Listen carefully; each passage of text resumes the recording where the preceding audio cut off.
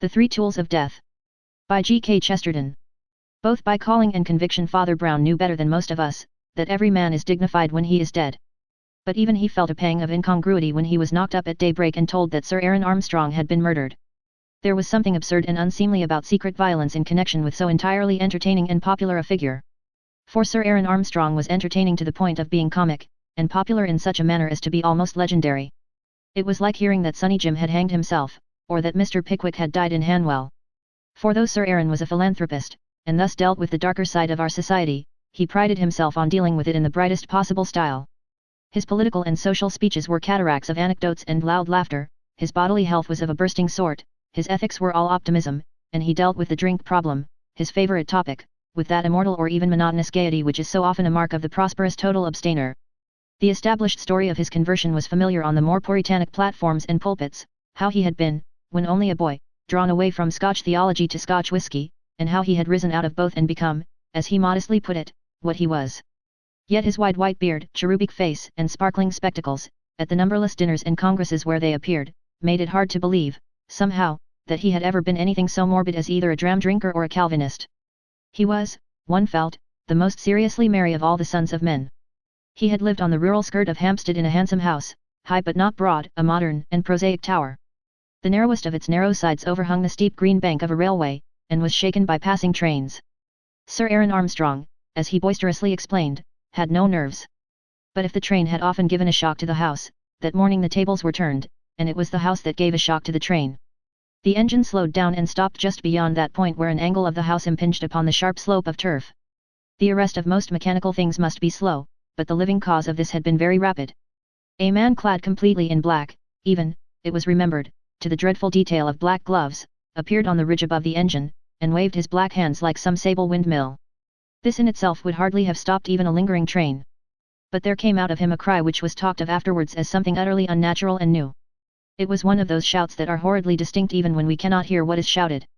The word in this case was murder. But the engine driver swears he would have pulled up just the same if he had heard only the dreadful and definite accent and not the word. The train once arrested, the most superficial stare could take in many features of the tragedy. The man in black on the green bank was Sir Aaron Armstrong's manservant Magnus. The baronet in his optimism had often laughed at the black gloves of this dismal attendant, but no one was likely to laugh at him just now. So soon as an inquirer or two had stepped off the line and across the smoky hedge, they saw, rolled down almost to the bottom of the bank, the body of an old man in a yellow dressing gown with a very vivid scarlet lining. A scrap of rope seemed caught about his leg, entangled presumably in a struggle. There was a smear or so of blood, though very little, but the body was bent or broken into a posture impossible to any living thing. It was Sir Aaron Armstrong. A few more bewildered moments brought out a big fair-bearded man, whom some travellers could salute as the dead man's secretary, Patrick Royce, once well known in Bohemian society and even famous in the Bohemian arts. In a manner more vague, but even more convincing, he echoed the agony of the servant. By the time the third figure of that household, Alice Armstrong, daughter of the dead man, had come already tottering and waving into the garden, the engine driver had put a stop to his stoppage. The whistle had blown and the train had panted on to get help from the next station. Father Brown had been thus rapidly summoned at the request of Patrick Royce, the big ex-Bohemian secretary. Royce was an Irishman by birth, and that casual kind of Catholic that never remembers his religion until he is really in a hole. But Royce's request might have been less promptly complied with if one of the official detectives had not been a friend and admirer of the unofficial Flambeau, and it was impossible to be a friend of Flambeau without hearing numberless stories about Father Brown. Hence, while the young detective, whose name was Merton, led the little priest across the fields to the railway, their talk was more confidential than could be expected between two total strangers. As far as I can see, said Mr. Merton candidly, there is no sense to be made of it at all. There is nobody one can suspect. Magnus is a solemn old fool, far too much of a fool to be an assassin. Royce has been the baronet's best friend for years, and his daughter undoubtedly adored him. Besides, it's all too absurd. Who would kill such a cheery old chap as Armstrong? Who could dip his hands in the gore of an after-dinner speaker? It would be like killing Father Christmas. Yes, it was a cheery house, assented Father Brown. It was a cheery house while he was alive. Do you think it will be cheery now he is dead? Merton started a little and regarded his companion with an enlivened eye. Now he is dead, he repeated.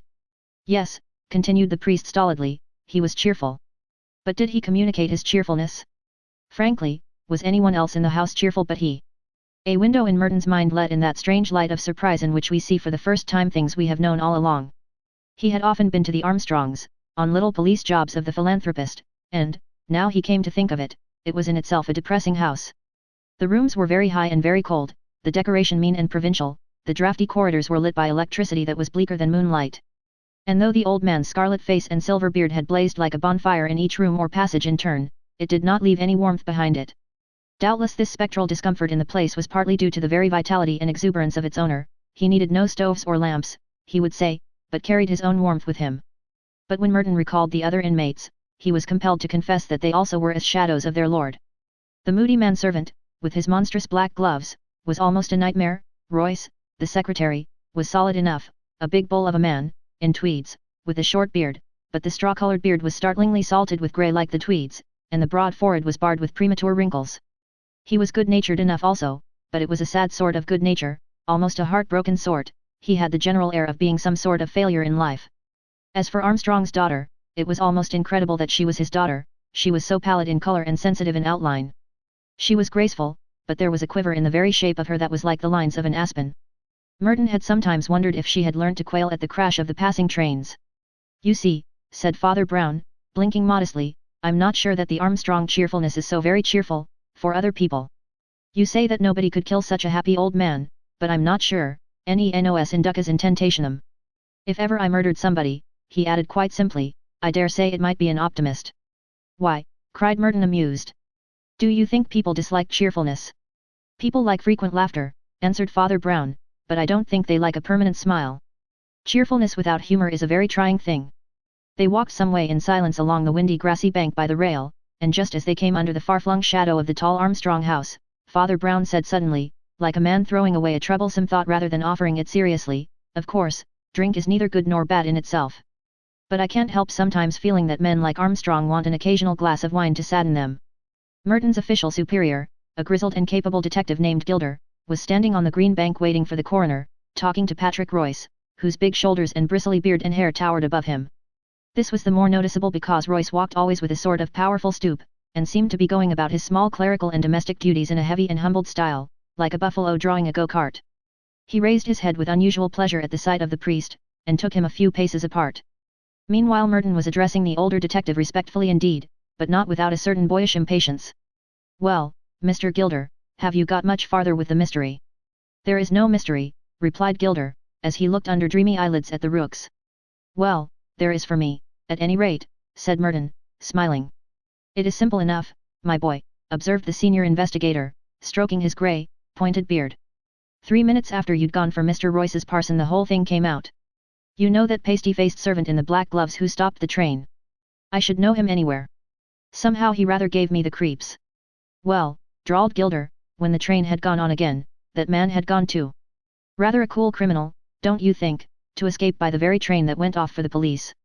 "You're pretty sure, I suppose," remarked the young man, "that he really did kill his master?" "Yes, my son, I'm pretty sure," replied Gilder drily, "for the trifling reason that he has gone off with £20,000 in papers that were in his master's desk.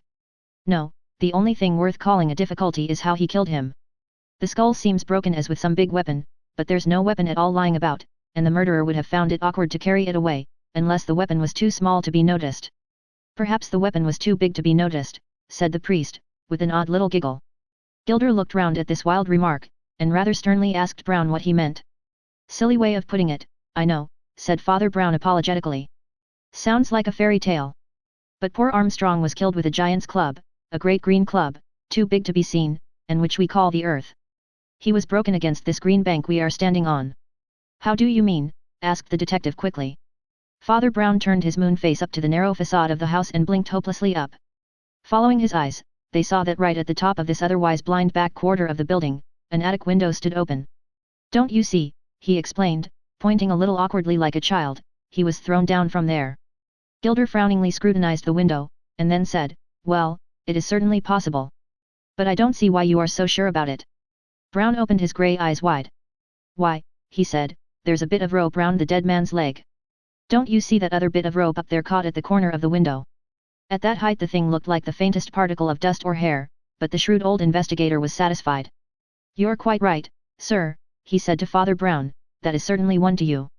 Almost as he spoke a special train with one carriage took the curve of the line on their left, and, stopping, disgorged another group of policemen, in whose midst was the hangdog visage of Magnus, the absconded servant. By Jove, they've got him, cried Gilder, and stepped forward with quite a new alertness. Have you got the money? He cried to the first policeman. The man looked him in the face with a rather curious expression and said, no. Then he added, at least, not here. Which is the inspector, please? Asked the man called Magnus. When he spoke everyone instantly understood how this voice had stopped a train. He was a dull-looking man with flat black hair, a colourless face, and a faint suggestion of the East in the level slits in his eyes and mouth. His blood and name, indeed, had remained dubious, ever since Sir Aaron had rescued him from a waitership in a London restaurant, and, as some said, from more infamous things. But his voice was as vivid as his face was dead. Whether through exactitude in a foreign language, or in deference to his master, who had been somewhat deaf, Magnus' tones had a peculiarly ringing and piercing quality, and the whole group quite jumped when he spoke. I always knew this would happen, he said aloud with brazen blandness. My poor old master made game of me for wearing black, but I always said I should be ready for his funeral. And he made a momentary movement with his two dark-gloved hands. Sergeant, said Inspector Gilder, eyeing the black hands with wrath, aren't you putting the bracelets on this fellow? He looks pretty dangerous. Well, sir, said the sergeant, with the same odd look of wonder, I don't know that we can. What do you mean? Asked the other sharply. Haven't you arrested him? A faint scorn widened the slit-like mouth, and the whistle of an approaching train seemed oddly to echo the mockery. We arrested him, replied the sergeant gravely, just as he was coming out of the police station at Highgate, where he had deposited all his master's money in the care of Inspector Robinson. Gilder looked at the manservant in utter amazement. Why on earth did you do that? He asked of Magnus. To keep it safe from the criminal, of course, replied that person placidly. Surely, said Gilder, Sir Aaron's money might have been safely left with Sir Aaron's family. The tail of his sentence was drowned in the roar of the train as it went rocking and clanking, but through all the hell of noises to which that unhappy house was periodically subject, they could hear the syllables of Magnus' answer, in all their bell-like distinctness, I have no reason to feel confidence in Sir Aaron's family. All the motionless men had the ghostly sensation of the presence of some new person, and Merton was scarcely surprised when he looked up and saw the pale face of Armstrong's daughter over Father Brown's shoulder. She was still young and beautiful in a silvery style, but her hair was of so dusty and hueless a brown that in some shadows it seemed to have turned totally grey. Be careful what you say, said Royce gruffly, you'll frighten Miss Armstrong. I hope so, said the man with the clear voice. As the woman winced and everyone else wondered, he went on, I am somewhat used to Miss Armstrong's tremors. I have seen her trembling off and on for years. And some said she was shaking with cold and some she was shaking with fear, but I know she was shaking with hate and wicked anger, fiends that have had their feast this morning. She would have been away by now with her lover and all the money but for me. Ever since my poor old master prevented her from marrying that tipsy blackguard. Stop, said Gilder very sternly. We have nothing to do with your family fancies or suspicions. Unless you have some practical evidence, your mere opinions. Oh. I'll give you practical evidence, cut in Magnus, in his hacking accent. You'll have to subpoena me, Mr. Inspector, and I shall have to tell the truth. And the truth is this, an instant after the old man was pitched bleeding out of the window, I ran into the attic, and found his daughter swooning on the floor with a red dagger still in her hand. Allow me to hand that also to the proper authorities. He took from his tail pocket a long horn-hilted knife with a red smear on it, and handed it politely to the sergeant. Then he stood back again, and his slits of eyes almost faded from his face in one fat Chinese sneer.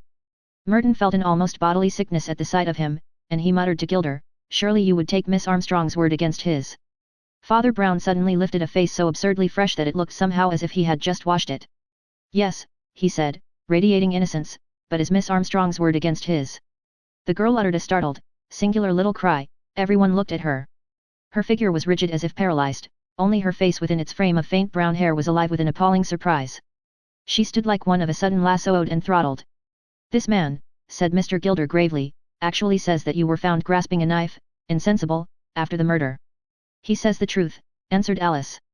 The next fact of which they were conscious was that Patrick Royce strode with his great stooping head into their ring and uttered the singular words, well, if I've got to go, I'll have a bit of pleasure first. His huge shoulder heaved and he sent an iron fist smash into Magnus' bland Mongolian visage, laying him on the lawn as flat as a starfish. 2 or 3 of the police instantly put their hands on Royce, but to the rest it seemed as if all reason had broken up and the universe were turning into a brainless harlequinade. None of that, Mr. Royce, Gilder had called out authoritatively. I shall arrest you for assault. No, you won't, answered the secretary in a voice like an iron gong, you will arrest me for murder. Gilder threw an alarmed glance at the man knocked down, but since that outraged person was already sitting up and wiping a little blood off a substantially uninjured face, he only said shortly, what do you mean? It is quite true, as this fellow says, explained Royce, that Miss Armstrong fainted with a knife in her hand. But she had not snatched the knife to attack her father, but to defend him. To defend him, repeated Gilder gravely. Against whom? Against me, answered the secretary. Alice looked at him with a complex and baffling face, then she said in a low voice, after it all, I am still glad you are brave. Come upstairs, said Patrick Royce heavily, and I will show you the whole cursed thing. The attic, which was the secretary's private place, and rather a small cell for so large a hermit, had indeed all the vestiges of a violent drama. Near the center of the floor lay a large revolver as if flung away, nearer to the left was rolled a whiskey bottle, open but not quite empty. The cloth of the little table lay dragged and trampled, and a length of cord, like that found on the corpse, was cast wildly across the windowsill. 2 vases were smashed on the mantelpiece and 1 on the carpet. I was drunk, said Royce, and this simplicity in the prematurely battered man somehow had the pathos of the first sin of a baby. You all know about me, he continued huskily, everybody knows how my story began, and it may as well end like that too.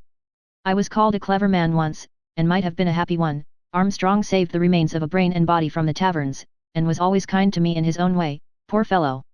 Only he wouldn't let me marry Alice here, and it will always be said that he was right enough. Well, you can form your own conclusions, and you won't want me to go into details. That is my whiskey bottle half emptied in the corner, that is my revolver quite emptied on the carpet. It was the rope from my box that was found on the corpse, and it was from my window the corpse was thrown. You need not set detectives to grub up my tragedy, it is a common enough weed in this world. I give myself to the gallows, and, by God, that is enough. At a sufficiently delicate sign, the police gathered round the large man to lead him away, but their unobtrusiveness was somewhat staggered by the remarkable appearance of Father Brown, who was on his hands and knees on the carpet in the doorway, as if engaged in some kind of undignified prayers. Being a person utterly insensible to the social figure he cut, he remained in this posture, but turned a bright round face up at the company, presenting the appearance of a quadruped with a very comic human head. I say, he said good-naturedly, this really won't do at all, you know. At the beginning you said we'd found no weapon. But now we're finding too many, there's the knife to stab, and the rope to strangle, and the pistol to shoot, and after all he broke his neck by falling out of a window. It won't do. It's not economical. And he shook his head at the ground as a horse does grazing. Inspector Gilder had opened his mouth with serious intentions, but before he could speak the grotesque figure on the floor had gone on quite volubly. And now 3 quite impossible things. First, these holes in the carpet, where the 6 bullets have gone in. Why on earth should anybody fire at the carpet? A drunken man lets fly at his enemy's head, the thing that's grinning at him. He doesn't pick a quarrel with his feet, or lay siege to his slippers. And then there's the rope, and having done with the carpet the speaker lifted his hands and put them in his pocket, but continued unaffectedly on his knees. In what conceivable intoxication would anybody try to put a rope round a man's neck and finally put it round his leg? Royce, anyhow, was not so drunk as that, or he would be sleeping like a log by now. And, plainest of all, the whiskey bottle. You suggest a dipsomaniac fought for the whiskey bottle, and then having won, rolled it away in a corner, spilling one half and leaving the other. That is the very last thing a dipsomaniac would do. He scrambled awkwardly to his feet, and said to the self-accused murderer in tones of limpid penitence, I'm awfully sorry, my dear sir, but your tale is really rubbish. Sir, said Alice Armstrong in a low tone to the priest, can I speak to you alone for a moment? This request forced the communicative cleric out of the gangway, and before he could speak in the next room, the girl was talking with strange incisiveness. You are a clever man, she said, and you are trying to save Patrick, I know. But it's no use. The core of all this is black, and the more things you find out the more there will be against the miserable man I love. Why?